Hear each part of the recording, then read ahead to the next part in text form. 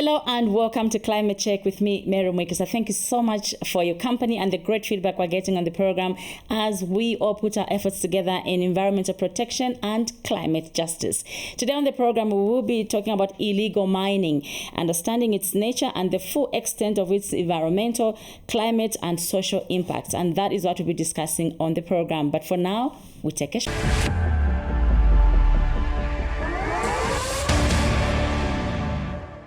Welcome back to Climate Check. Now joining me on set is Dr. Mususu Mpongo Kaonda, and she is the Acting Director at DITTC as well as a lecturer at the School of Mines at the University of Zambia.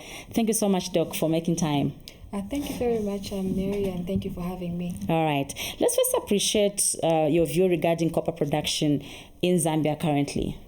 Thank you for that question. I think that before I can answer, perhaps I give some kind of background from where we're coming from. Yes. So 1970, Zambia was producing copper around 700,000 metric tons, similar to what Chile was also producing. And going forward, when we compare also to DRC, we find that they are producing around 70,000 and we are producing around 700 in 1996. But then when you look at the situation now, for example, for Chile, their copper production is at 5.5 million tons. And also, but when we started off 1970, we were producing at the same level, yes.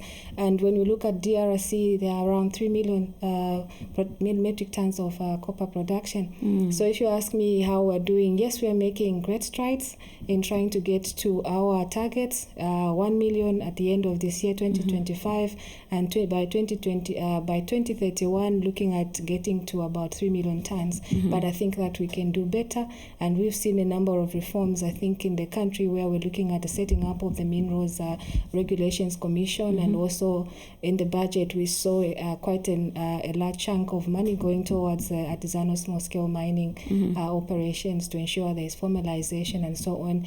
And of course, there are challenges. We do know of the load shedding, so we need to look into energy as we go forward. Now, there's a gold surge, obviously, in Zambia. People are talking about gold in every part of the country, and this has led to many people suddenly take interest in mining, and this has also translated into illegal mining practices. What is your view at the moment around this issue that is seemingly getting normalized? Well, I think that the searches that are there, it's both good and bad, because it's good in that you allow for participation from the locals, the people that are living in that area, but then there's a heightened risks around it because there's a lot of unsafe mining. We have a lot of stories about people that have died in the whole process and so on and so forth. So it's a good and bad. Perhaps I can say a better pill. So and also it also shows that we haven't done much of exploration and much of mapping. If we had done much of mapping, we would know that there would be gold in Kasempa, for example, there would be gold in Mofumbwe. So it shows, I think, where we are, and also perhaps it weakens us, so to say, in terms of investor confidence for our country, or investment into our country. So we need to, and in the budget again, there was some allocation towards geological mapping. So we hope to see that much of Zambia will be mapped.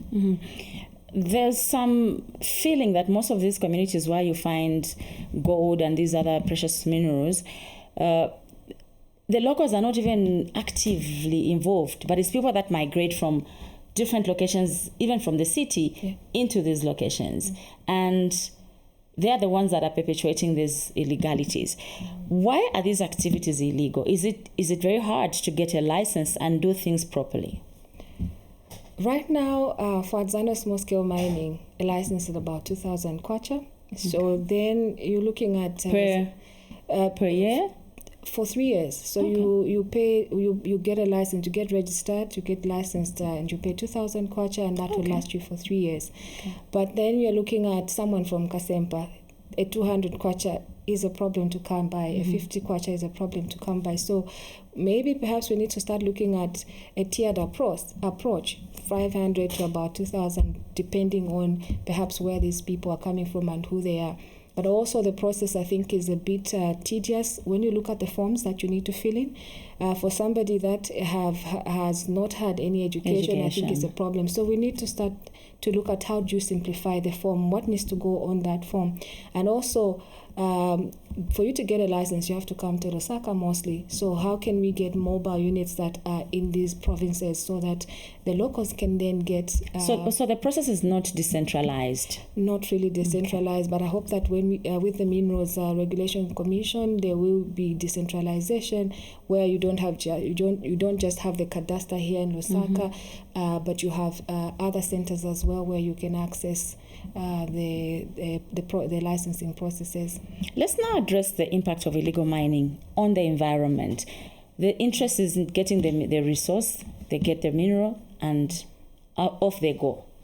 The pit is left open, and so on and so forth.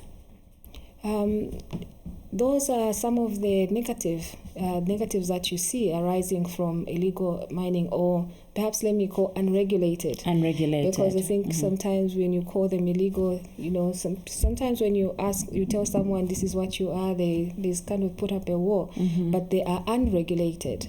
So I think that when you look at that space, you find that there are so many other issues that arise in terms of environmental issues. There is land degradation, there is water pollution, like you've said, there is biodiversity loss, and also unrehabilitated sites that you have said. And somehow it's sometimes not because they want to leave them there like they are, but it's just that maybe they don't know how best to do it. How do you ensure that you are mining safely? How do you ensure that you are backfilling? I think the larger mines know that once you've left a hole, you need to backfill. You've got mining closure plans. How do I leave this place when I close up in 20, 30 years from now? And away from the environment, what is the impact of these activities on the socio-economic development of the country? Of course, revenue leakages. We do have a lot of activities going around there, and there's money in God. Of course, they are shortchanged because they are not. We hear that there's some extra. They give you mercury and then you give them gold. Obviously, so it's not the same price. So the people that are dealing that small scale miners are shortchanged. So there's leakage in terms of revenues. Not much is going into Control 99, and we do have this resource, but it's not quantified. So there are those leakages, but also what comes with that is that you have criminal networks that are forming. You can't just walk into these sites. You need backing of the police. Even if you're going there to collect a sample for you to do research, they will suspect that you have come there to take over their sites and so on and so forth. But so those sites are not theirs legally. They don't have the licensing. They don't have the licensing, but they will protect it. When you walk in, I've had instances when we were working on the NAP for Zema, where you send out officers, they'll cover up and run away. But in certain cases, we've heard of people that have been killed, or because they thought they were coming to come and get the site from them. I think it's a fight. So there are all those illegal activities that are going on. You need to go in with some kind of security for you to access those particular sites. It's similar to what was happening at the Black Mountain in Kit for the Jerabos. You just don't show up there. Each one has got their own plot that they are working on and which they have been given, and you show up as a Msusu. They'll ask you where are you from and who's given you the right to be here. And so there are all those issues that arise from that. And also one other thing which is disheartening, I think, that arises from that is child labor. You find there are issues of child labor, there are issues of using women and so on and so forth. So a lot of things that are going on in terms of social issues. You did mention that the people that we're finding around these sites are people from urban areas. So in there you have diseases and so on and so forth, alcoholism and so forth and so on. Their cultural issues are tempered with. So there's a lot that goes on in terms of the social and economic Is it possible to end illegal mining? It's a mammoth task, but I don't think. But it's not impossible. It's not impossible. Okay. I think it's something that can be achieved. Of course, we've talked about formalization. If we formalize as many as possible, I think that then you are reducing the levels of those who are not regulated. There is need for enforcement. Now we've got a Minerals and Regulation Commission in place, so we can start to regulate. The other mandate for the commission is to monitor. So ensure that there's monitoring as well that is happening. But also, government can look into incentivizing. Perhaps what we talked about, how do you deal with the issues of licensing? How much do they pay, and how do they pay it, and where do they pay it? So we can indeed start to reduce the levels of illegal mining in the country. What policies currently exist around protecting our mineral resource from exploitation? Because anyone can just wake up and start mining. And the danger is they'll mostly partner even with foreigners who use them as locals to start mining illegally. And you don't know where these minerals are going. We're not getting anything from this kind of activity in terms of tax as a country. What kind of policies exist to protect this resource? We do have, I think, the Mining Act, the Mines and Minerals Act in place. And I think that guides on how anybody can mine in the country, who gets a license, the fact that, for example, for small-scale miners, they should be Zambia, that should be for Zambians. So all these things are stipulated in the Act. Zambia, I think I always say that Zambia has very good policies, but I think what is lacking is implementation. But we've got a lot of policies out there that should be able to protect our people. How can we ensure sustainable mining overall, away from illegal mining, even for big entities, established entities? We hear often of pollution, poisoning. Recently on the Copper Belt, that was just a reported case because of the mammoth level it was at. But we still hear of some of these bigger mines still not taking care of their tailing dams, and we still hear these cases, even though they are not very well pronounced. So how can we ensure that as we mine, we still take care of the environment, we still take care of the communities? So I think there are a number of things that we can embark on, and I think that a number of mines are, if you talk about large-scale mining, they are taking those on. For example, use of advanced technologies, and also use of advanced technologies in terms of how, if I'm polluting, how can I minimize the pollution? So if I'm going to smelt, what kind of smelter am I using? There are new technologies on the market that can utilize what is coming out of the smelter and make it into something else. For example, what is coming out of a smelter will be sulfur dioxide, and that can be made into sulfuric acid, which can be used in the leaching plant within the mine. So there are technologies out there that the mines must employ within their operations. But I think we see a lot more of a lot more problems in terms of taking advantage of technologies in small scale mining and artisanal small scale mining, where they are still using rudimentary methods of extraction. But I think we see the larger mines trying to bring latest technologies within the country to mine the. Help our viewers appreciate and understand the role of this Mines Regulation Commission. Is it Mines or Mining Regulation Commission? It's a Minerals Regulation Commission. So it's a regulator. I sit on the ERB board. It's a regulator. We all know ERB because when there is an increase in so it works like that. It's a regulator, but also its other mandate is to monitor what's going on. Similar to what ERB does, you're monitoring the safety and so on and so forth. So it will ensure that there's safety in the way the mining is done, and hopefully that also allows for. There's an act that has been passed, allows for having commissions or having offices within different provinces that can easily monitor what is happening. And also in terms of collection, it helps in terms of revenue collection, ensuring that the taxes are being paid and so on and so forth. So it's another arm that helps the Ministry of Mines. And as the University of Zambia, how often are you doing papers, enhancing your research around our mining sector? Because this is the country's mainstay, and we still seem to have a lot of loose ends. We are engaged in research, and I think that you do know that we do have sometimes a problem with the triple helix, that connection between government, industry, and academia. We all seemingly want to work in our own spaces, but I think there is need to bridge that gap, to collaborate for us to start working together. We are in Kalumbila, Trident Mine now. We do offer some diploma courses and certificates around there, but also one of the things we are trying to do as a university to get closer to industry is to see, do they have any problems that we can solve? Like right now, our students are on break, so what we've done is to ask the mines to take them on to do some of the projects that they may have, some of the problematic areas, engage a student, and what we do with that is we have a supervisor from industry, and we also have a supervisor from the University of Zambia. These students are helping the mine to kind of sort out their problems, but also on the other hand utilize the knowledge that they've gotten for them to be able to graduate from the University of Zambia. So we're trying to collaborate, and also I think that we are available to collaborate with the mining industry on any of the projects or any of the issues that may arise. As I let you go, Doc, what do you recommend to those in charge of managing Zambia's mining industry as to finding a lasting solution to the issues raised?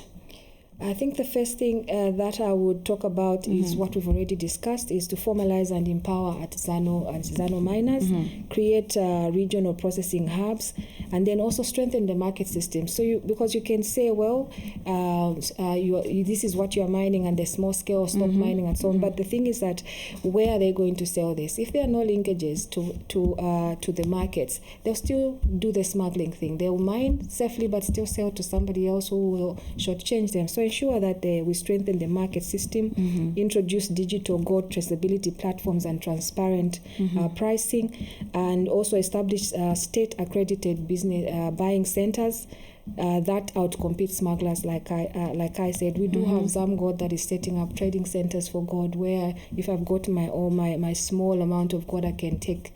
It's an aggregator. You can take there, and then another person, you also take your own, and so forth, and then they can sell it off.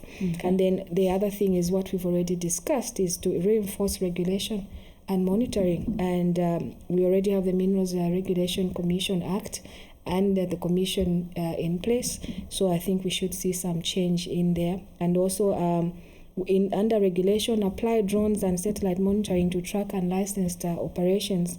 And then third is diversify and add value. We need to start to add value to what we are producing, and also we need to go into diversification. We can't continue to just focus on copper, but we need to diversify. Right now, I think the talk is around the energy transition minerals, the critical minerals, and so on, the magnesium, your nickel, so your cobalt, which we have been mining in this country. So we need to diversify, move away from copper, artisanal small-scale mining. Mainly in there, you're looking at gold. Gold mining is happening. And then also foster research and skills transfer and development. Partner, like the question you asked me, how are we working? Partner with TVET institutions, partner with universities. Dr. Mususu Mpongo Kaunda, thank you so much for making time. Thank you. And for this interesting conversation. And I hope it can spark a debate so that we can ultimately find a solution to some of these things that we seem to normalize, but in the long term, the impact is huge on our economy and the environment. Thank you so much for your time. Thank you, Mary. Thank you. This is Climate Check, and of course I was talking to Dr. Mususu Mpongo Kaunda. She is from the School of Mines at the University of Zambia and Acting Director DITTC, just looking at the impacts of illegal mining on the environment and the socio-economic aspect of development. We'll take a short break. On the other side, we engage you more in mining.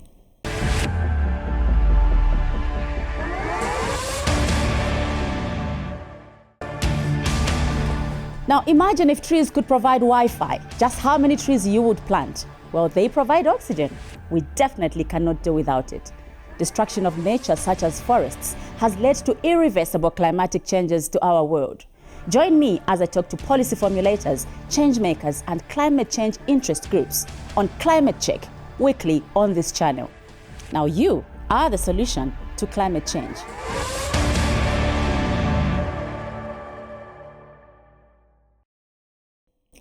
Welcome back to Climate Check, and now we showcase to you some of the dangers of mining if not done correctly on the communities, a lot of air pollution and much, much more. Take a look.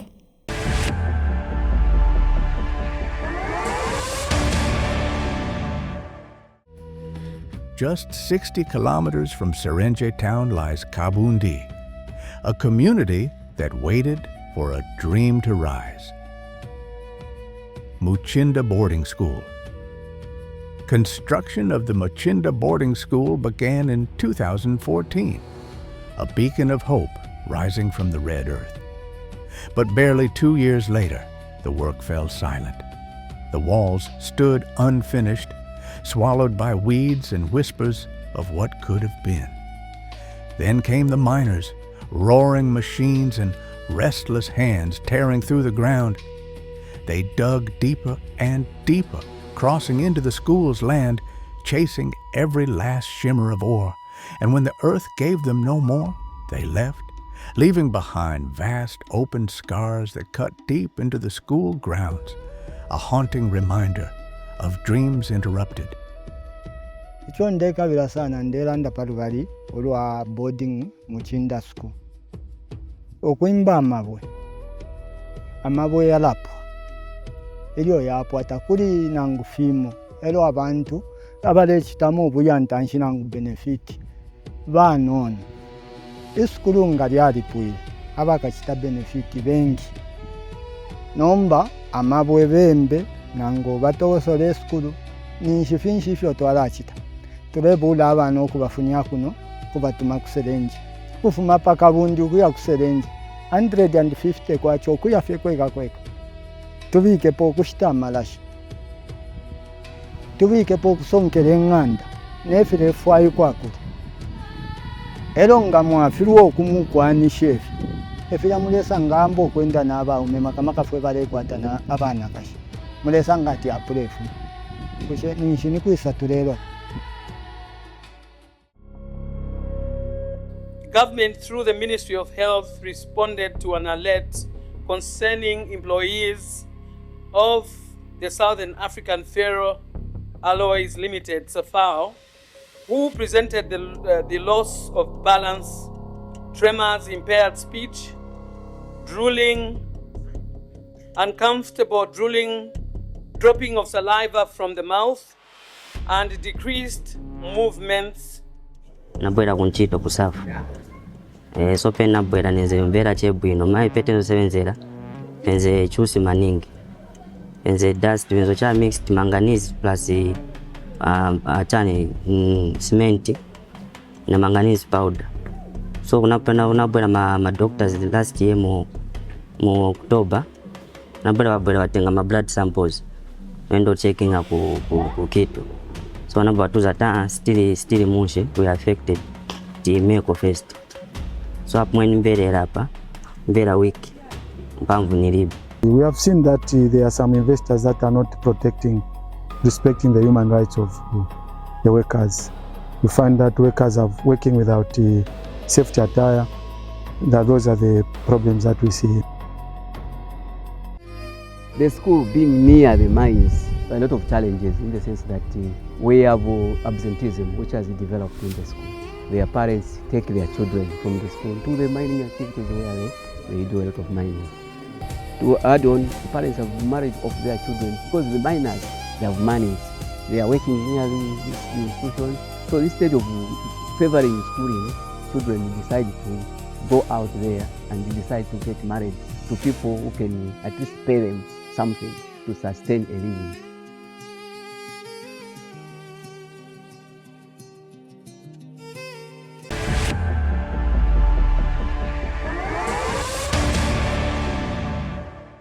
We have come to the end of Climate Check for this week. To make a date next week, same time, same channel. Remember to play your part in environmental protection and climate justice.